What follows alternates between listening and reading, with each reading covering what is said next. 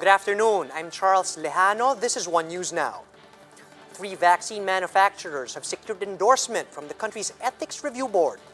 To give us details, Greg Gregorio is reporting live from Mandaluyong City. Greg, good afternoon. Who are these developers and what exactly does this endorsement mean?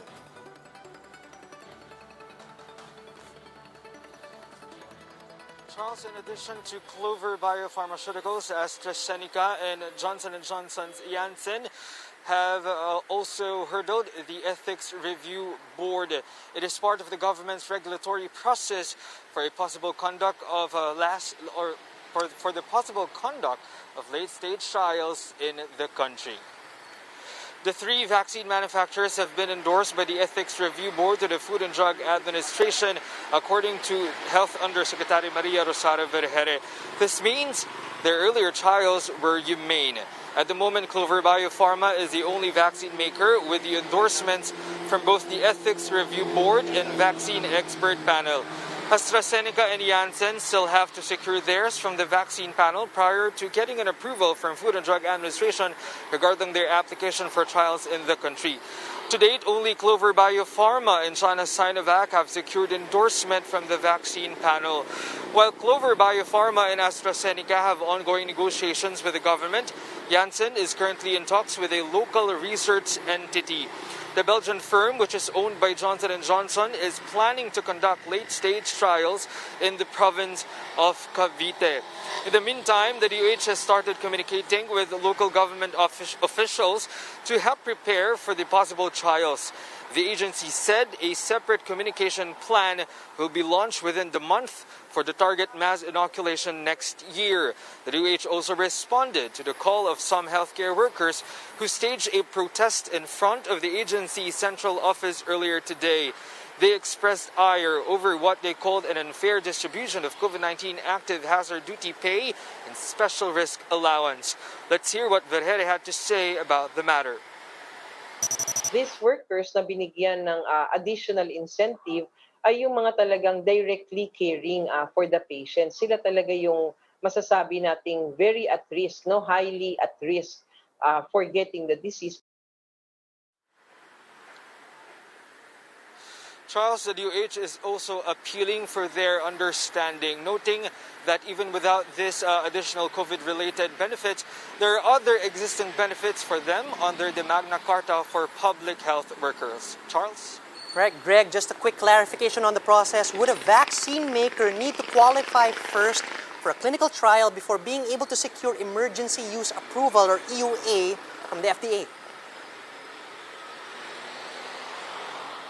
Charles, the answer is no. In fact, an application to the emergency use authorization may happen even when there is an ongoing phase 3 clinical trials. But we have to highlight that a vaccine has to finish phase 3 clinical trials before it could be given a certificate of product registration from the FDA. Charles? All right, thanks for that, Greg. That was Greg Gregorio reporting live from Mandaluyong. Health Chief Francisco Duque III expresses willingness to be among the first ones to get the COVID-19 vaccine. Duque notes, however, that he will only allow himself to be inoculated once the efficacy of the shot is ensured. The official called on other members of the IATF to do the same to boost public confidence in the safety of vaccines. Why not? For as long as the 2 things are satisfied. Number 1, the vaccine expert panel of the DOST together with the Ethics Review Board make a pass. And second, for as long as our own Food and Drug Administration undertakes the regulatory and the technical evaluation. Meanwhile, Vice President Leni Robredo reiterated her call to list down those who will be prioritized once a COVID-19 vaccine becomes available. In her radio show on Sunday, Robredo said those considered healthcare workers should be identified for a clear coverage. Indonesia has received its first batch of COVID-19 vaccines from China's Sinovac as the country prepares for a mass inoculation program.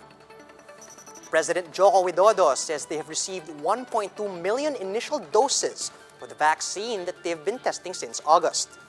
The government plans to procure 1.8 million more shots in early January. In India, Pfizer has applied for emergency use authorization for its COVID-19 vaccine. This comes after the US company had been approved for emergency use in Britain. Meanwhile, in Russia, 70 clinics have received Sputnik V vaccines as the country begins its mass inoculation. Moscow aims to vaccinate up to 7 million people as it reports another record high number of COVID-19 cases. Malacanang refutes circulating reports and messages about a nationwide lockdown from December 23 to January 3. In today's presser, spokesperson Harry Roque said there are no plans to modify the current quarantine classifications. Roque blamed the government's critics and detractors for spreading fake news in an effort to ruin the Christmas of Filipinos. The National Task Force Against COVID-19 has advised the public to verify information first before sharing it on social media. Naglabas na po ng community quarantine classification ang pamahalaan para sa buong buwan ng Disyembre. At mismong si Presidente ang nag-anunsyo nito noong Lunes sa kanyang Talk to the People address. Ang susunod na quarantine classification ay ilalabas pa po sa susunod na buwan ng Enero. We'll be back with more stories after a quick break. Keep it here on One News.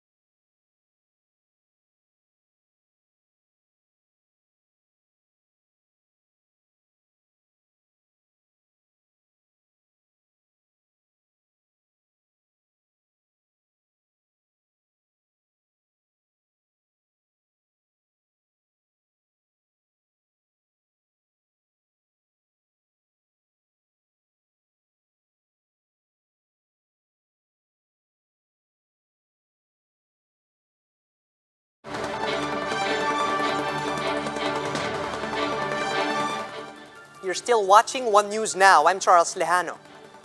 NLEX management vows to improve its implementation of cashless transactions along the thoroughfare. This comes after Valenzuela City Mayor aired his gripes about the worsening traffic in the area. Camille Samonte has the report. Valenzuela Mayor Gatchalian has threatened to suspend the business permit of NLEX Corporation over issues of the implementation of cashless transactions. Gatchalian said the defective RFID sensors along NLEX tollways are causing heavy traffic over the city's main thoroughfares. Mga sensor na hindi binabasa ang sticker, yung mga kotse atras abante, mga nawawalang load, lumalabas na lahat. The NLEX management appealed to be given 15 days to respond to the concerns raised by the local executive. But Gatchalian rejected the plea and instead gave the company until today to provide an action plan.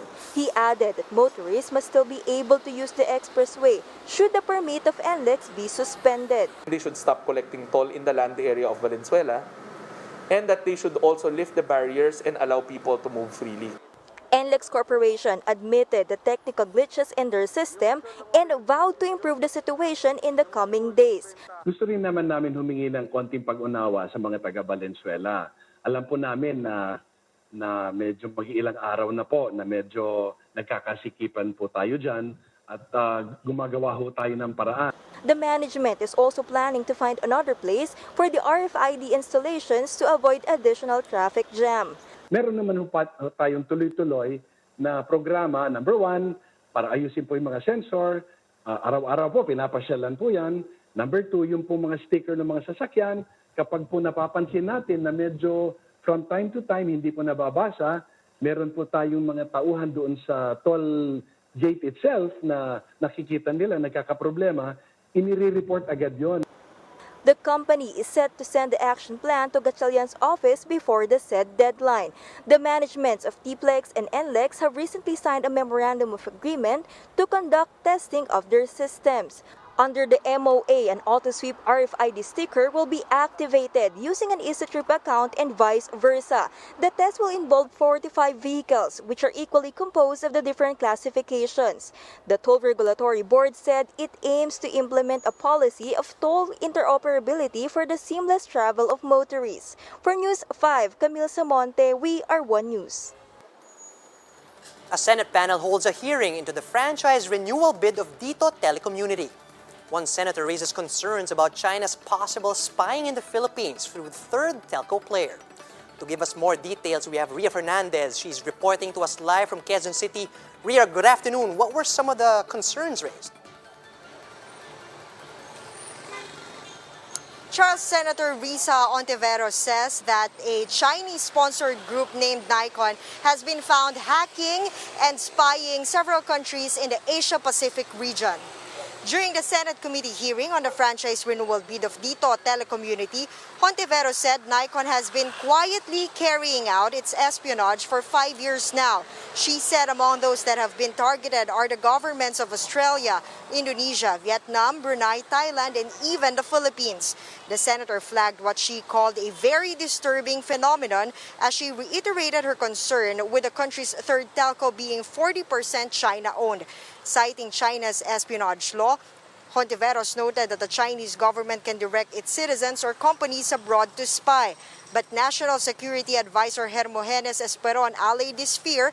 The co-chair of the National Cybersecurity Interagency Committee assured senators that safety provisions were included in the memorandum that greenlighted Dito's operations here. Nevertheless, Esperon acknowledged the existence of Nikon and the need to boost cyber defense and adopt cybersecurity measures. To deflect security fears, Dito Chief Administrative Officer Adel Tamano said they will be inaugurating a security center this week. Dito's franchise will expire in 2023, but Tamano said that an early approval of their application would increase confidence in the viability of their company as they prepare for their commercial launch in March next year. Charles, the Committee on Public Services led by Senator Grace Poe will be having an offline executive session to further discuss the security issues raised against Dito's operations. Charles? Thanks for that, Ria. That was Ria Fernandez reporting live from Quezon City. Balikbayans and foreign spouses of Filipinos have started to arrive in the Philippines to celebrate the holidays here. To give us updates, Marian Enriquez reports to us live from the NAIA. Marian, how many arrivals have been recorded so far?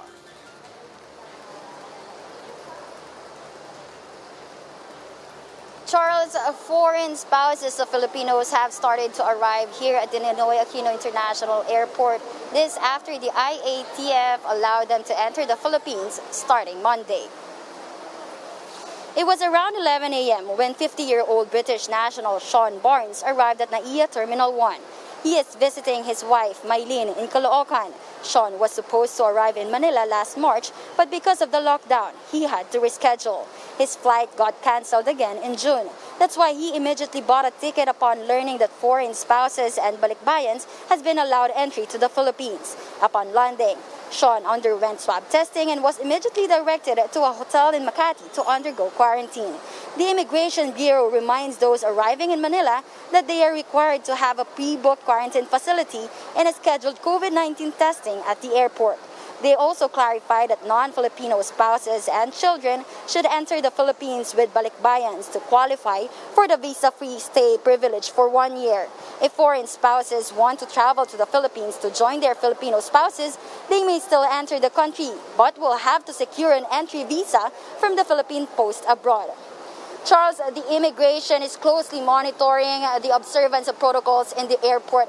Officials expect a slight increase in the number of passengers arriving in the coming weeks, but not as many compared to previous years. Charles? Thank you, Marian Enriquez, reporting live from the NAIA.